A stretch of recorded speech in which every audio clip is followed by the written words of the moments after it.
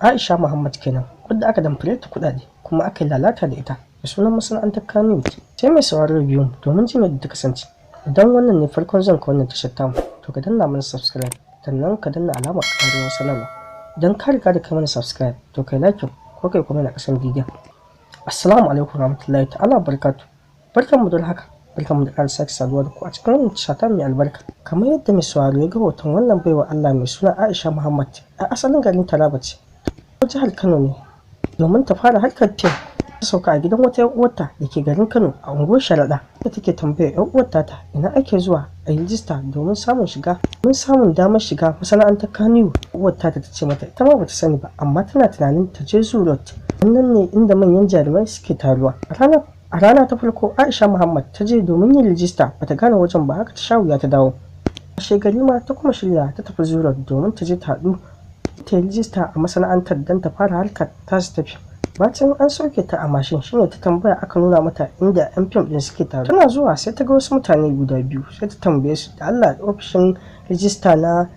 ofishin rijista na masana'antar Kannywood take tambaya. Sai daga cikin matasan ya tambaye ta, amma ke bakuwa ce? Sai ta ce mai sai yake tambayar ta to me kawo musu bakuwa ce, ta zo ne domin ta fara harkar fim.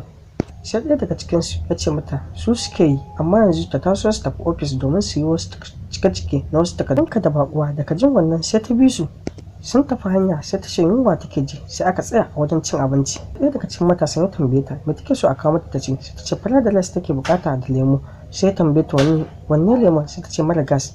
Aka kawo abinci, kowa ya can sun gama cin abincin. Da aka tashi yin payment sai Aisha ta fito da kuɗi daga cikin jakarta ta biya musu duka su uku. Yawan kuɗin da yake cikin jakarta ya gigita matasan nan, suka canza shawara. Can sun tashi sun tafi, amma idan a tafi wajen rijista sai suka tafi hotel da ita. Bacin sun je sai ta ce ba ta shiga ba. Suka tsatsara ta, sai ta ga alamun cewa wa mutanen arziki ne, sai ta shiga. Zuwan suke da wuya, sai ɗayan ya sauka ya ce bari ya je dawo. Bacin minti 30 sai ya dawowa kawai sai ya shaƙa mata wani abu ta abin nan, sai ta faɗi ƙasa shirin. Da kaka sai farka ta ganta a cikin wani mummunan yanayi, ba kuɗinta kuma ba wayarta. Bacin ta dawo hayyacinta, ta dawo gida sai ta yi bincike akan yadda masana'antar Kannywood take. Sai ta kuma koma masana'antar ta ainihi domin a yi bincike, domin shigar da ƙara akan wayannan matasan wanda suka damfare ta kuma suka lalata da ita. Waya ta ce shigar da ƙorafi akan wayannan matasan, sai ake tambayar ta san su? Sai ta ce a'a, amma ta san sunayensu duka su biyun. Ɗayan sunansa Awwal Keke, ɗayan kuma sunansa Aminu. Sai jami'an masana'antar Kannywood din suka ce mata ba su gane su ba, tana da lambar su? Sai ta ce da yake wayoyin nata guda biyu ne, da babba da karama. Ce tun san da abin ya faru lambar tasu ba ta shiga. Ba da lambar aka kira ba ta shiga ba. Sai wanda daga cikin masana'antar Kannywood din ya ce ƙarya ne, wayannan babu su, kuma babu sunayensu a cikin list din mambobin wannan kamfanin, ko a cikin ma jarumai babu su. Yana kama faɗa mata haka, ko ta taso cikin ɓacin rai ta tawo gida. Ko mai sauraro yana tunanin ƙungiyar Kannywood za ta ɗau mataki nan matasan, ko ta san su? Ba da yanayin sunayensu da aka faɗa kuma da lambar wayarsu. Ana wa tunanin ban san kai mai sauraro ba, lalle a kama su, bari a hukunta su.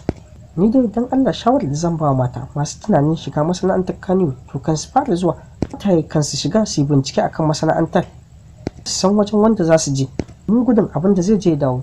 Duka dai a nan muka kawo ƙarshen shirin namu. Kada mai sauraro ya manta idan na mana subscribe. In ka riga da kai mana subscribe, to kai like ko kai comment a ƙasan bidiyon. Mun gode da sauraron mu.